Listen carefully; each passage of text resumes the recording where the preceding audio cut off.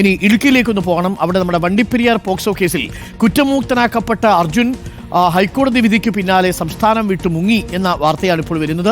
പ്രതി ഇപ്പോൾ തമിഴ്നാട്ടിൽ എന്നാണ് സൂചന. ഇതിൽ ഈ പെൺകുട്ടിയുടെ അച്ഛനുമായിട്ട് നമ്മുടെ പ്രതിനിധി സന്ദീപ് ഇപ്പോൾ കാണുന്നുണ്ട്. 10 ദിവസത്തിനകം കട്ടപ്പന കോടതിയിൽ ഹാജരാകണമെന്നാണ് ഹൈക്കോടതിയുടെ നിർദ്ദേശം. കട്ടപ്പന പോക്സോ കോടതിയിൽ. വണ്ടിപ്പെരിയാറിൽ നിന്നും സന്ദീപ് രാജാക്കാടിനോടൊപ്പം കുട്ടിയുടെ പിതാവും ചേരുന്നുണ്ട്. Sandeep, good morning Sandeep. Once again എനിക്കൊന്നു ഈ കുട്ടിയുടെ അച്ഛനോട് ഇയാൾ മുങ്ങിയതാണോ, അങ്ങനെയാണോ ആ കുടുംബം കരുതുന്നത് എന്നും ചോദിക്കാവുന്നതാണ്.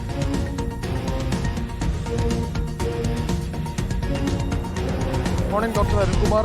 തീർച്ചയായിട്ടും ഈ ഒരു കോടതിയുടെ ഇടപെടൽ ഉണ്ടായപ്പോൾ തന്നെ അവർ വലിയ ആശ്വാസത്തിലും പ്രതീക്ഷയിലുമാണ് എന്നുള്ളതാണ് നമുക്ക് മനസ്സിലാക്കാൻ സാധിക്കുന്നത്. എന്തായിരുന്നാലും നമുക്ക് ആ പിതാവിനോട് തന്നെ കാര്യങ്ങൾ ചോദിക്കാം. ഈ കോടതി വിധി വന്നു ഇപ്പോൾ, അതിനോടൊപ്പം തന്നെ നമുക്ക് മനസ്സിലാക്കാൻ സാധിക്കുന്നത് ഈ അർജുൻ ഇവിടെ ഇല്ല എന്നുള്ളതാണ്. ഈ വിധി ഇങ്ങനെ വരും, ഇല്ലെങ്കിൽ മുമ്പോട്ട് വിദേശത്തേക്ക് കടക്കണം എന്നുള്ള ഒരു തീരുമാനമൊക്കെ എടുത്തിരുന്നത് കൊണ്ട് ഇവിടുന്ന് മുങ്ങിയതാണോ?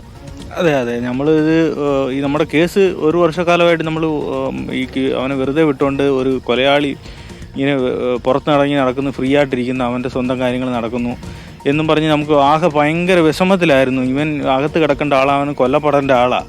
അപ്പോൾ അങ്ങനെ ഒരു വ്യക്തി ഇങ്ങനെ പുറത്ത് നടക്കുമ്പോൾ നമുക്ക് ആകെ ഭയങ്കര വിഷമത്തിലായിരുന്നു. നമ്മുടെ കേസ്, നമ്മുടെ കുഞ്ഞിന് നീതി കിട്ടിയില്ലല്ലോ എന്ന് പറഞ്ഞ് ഭയങ്കര വിഷമത്തിലായിരുന്നു.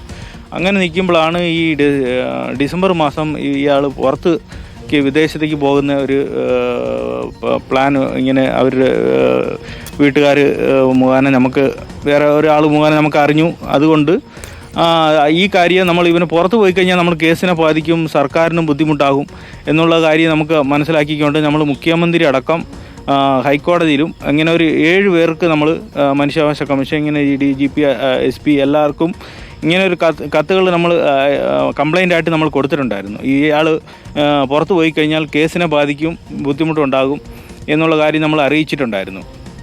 അപ്പോൾ അതിന് നമ്മൾ അതിനകത്ത് ആവശ്യപ്പെട്ടത് ഇവൻ്റെ വിസയും ഇവൻ്റെ പാസ്ബുക്കും റദ്ദ് ചെയ്യണം എന്നും പറഞ്ഞുകൊണ്ടാണ് അതിനകത്ത് ആവശ്യപ്പെട്ടത്. അപ്പോൾ അത് അവർ ഇങ്ങനെ ചെയ്യാൻ കഴിയില്ല എന്ന് പറഞ്ഞ് നമുക്കൊരു കത്ത് വന്നിട്ടുണ്ടായിരുന്നു. അപ്പോൾ സർക്കാരിനെ കൊണ്ട് ഇതൊന്നും കഴിയത്തില്ല എന്നുള്ള രീതിയിലാണ് നമ്മൾ പ്രതീക്ഷിച്ചിരുന്നത്. അപ്പോൾ ഇതിനകത്ത് ഇങ്ങനൊരു വാർത്തയിൽ ആളാണ് നമ്മൾ അറിയുന്നത്. അപ്പം കോടതി, സർക്കാർ ഇടപെട്ടിട്ടുണ്ട്. ഇതിൻ്റെ അകത്ത് ഇവനെ കോടതിയിൽ വന്ന് കോടതി പരിഗണനയിൽ നിൽക്കാൻ വേണ്ടി ഇവൻ കത്തുകൾ അയച്ചിട്ടുണ്ടായിരുന്നെന്നും ഈ കാര്യങ്ങളൊക്കെ നമ്മൾ ഇതിലൂടെയാണ് അറിയുന്നത്. അപ്പം അതിന് പ്രത്യേകിച്ച് ഞാൻ ഈ കോടതിക്ക്, ജഡ്ജിമാർക്ക് പ്രത്യേകിച്ച് നന്ദി പറയണം ഈ വേളയിൽ. അതേപോലെ തന്നെ സർക്കാർ ഇതിനകത്ത് ഇടപെട്ടിട്ടുണ്ടായിരുന്നു. അദ്ദേഹത്തിന് ഒരുപാട് നന്ദി നമ്മൾ ഈ വേളയിൽ പറയുകയാണ്.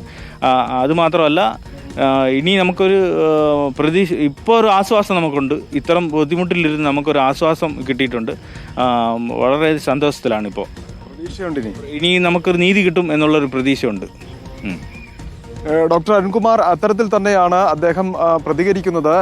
ഇനി ഒരു നീതി കിട്ടും. വളരെ വലിയൊരു ബുദ്ധിമുട്ടിലായിരുന്നു ആ കുടുംബം ഉണ്ടായിരുന്നത്. കാരണം ഈ കേസ് മുമ്പോട്ട് പോകുന്നതിന് വലിയ തടസ്സം നേരിടുന്നു. 1 വർഷം കഴിഞ്ഞിട്ട് ശേഷവും നടപടികളിലേക്ക് കടക്കുന്നില്ല എന്നുള്ള പ്രതികരണം അദ്ദേഹം തന്നെ ഇതിനു മുമ്പ് നടത്തിയിട്ടുണ്ട്. ആ ഒരു ഘട്ടത്തിൽ ഇത്തരം ഒരു ഇടപെടൽ ഹൈക്കോടതിയുടെ ഭാഗത്തു നിന്നുണ്ടാകുന്നത് വലിയ ആശ്വാസമാണെന്നാണ് ആ കുടുംബം പറയുന്നത്. ഒപ്പം തന്നെ ഈ വിഷയത്തിൽ സർക്കാർ വളരെ വേഗത്തിൽ തന്നെ ഈ കാര്യങ്ങളിൽ ഇടപെട്ടു എന്നും അദ്ദേഹം പറയുന്നുണ്ട്. കാരണം ഇത്തരമൊരു കാര്യം സൂചിപ്പിച്ചുകൊണ്ട് സർക്കാരും കോടതിയെ അറിയിച്ചിരുന്നു. അതിന്റെ അടിസ്ഥാനത്തിൽ കൂടിയാണ് ഹൈക്കോടതിയുടെ ഉത്തരവ് ഉണ്ടായിരിക്കുന്നതെന്നാണ് മനസ്സിലാക്കുന്നത്. എന്തായിരുന്നാലും അർജുൻ നിലവിൽ കേരളത്തിലില്ല, ഇടുക്കി ജില്ലയിലില്ല, തമിഴ്നാട്ടിലാണ് എന്നുള്ളതാണ് നമുക്ക് മനസ്സിലാക്കാൻ സാധിക്കുന്നത്. പക്ഷേ എവിടെയായിരുന്നാലും എവിടേക്ക് പോകണമെങ്കിലും കോടതിയെ, നിയമത്തെ മാനിച്ചുകൊണ്ട് മാത്രമേ ഇനി മുമ്പോട്ട് പോകാൻ കഴിയൂ എന്നുള്ളത് ഏറ്റവും പ്രധാനപ്പെട്ട കാര്യമാണ്.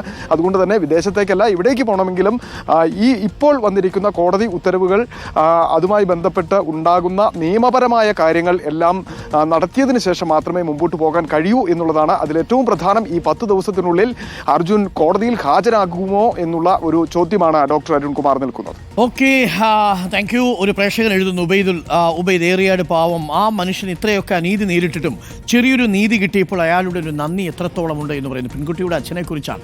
ഒരു പിഞ്ചു കുഞ്ഞിനെ ഒരു കശ്മലൻ ഇതേപോലെ വലിയ രീതിയിൽ ക്രൂരമായി ബലാത്സംഗം ചെയ്ത് കൊലപ്പെടുത്തുക, ഇതെന്താണെന്ന് പോലും അറിയാത്തൊരു പ്രായത്തിൽ ഒരു കുഞ്ഞിനെ നേരിട്ട ദുരനുഭവമാണ്. ഒരു പീഡോഫീലിക്കാണ് ആ കൊലപാതകി എന്ന കാര്യത്തിൽ സംശയമില്ല.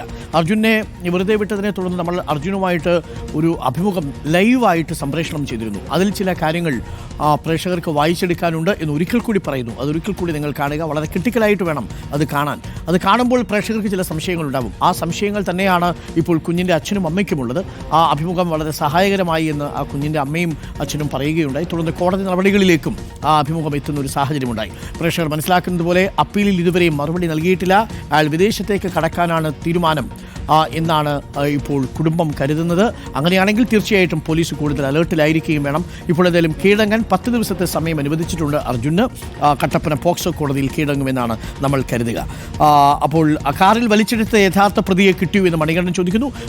4 പ്രതികളെയും കിട്ടിയിട്ടുണ്ട്. മാതന്റെ വിഷയമാണ് താങ്കൾ ഉന്നയിച്ചത് എന്ന് എനിക്കറിയാം.